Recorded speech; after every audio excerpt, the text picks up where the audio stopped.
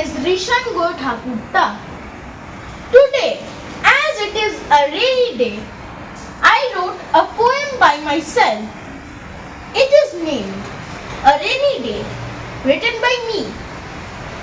It may look awful at plain at sight, but it is very calming from inside.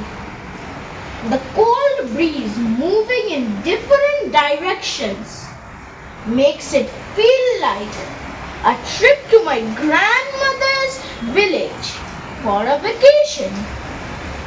The song of the rain, clear and bright, stops the two little children from their fight.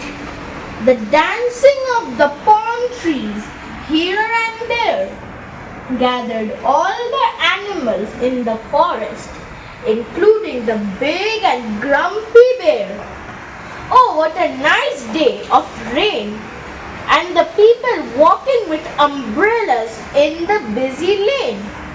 It may seem awful at plain sight, but it is very calming from inside.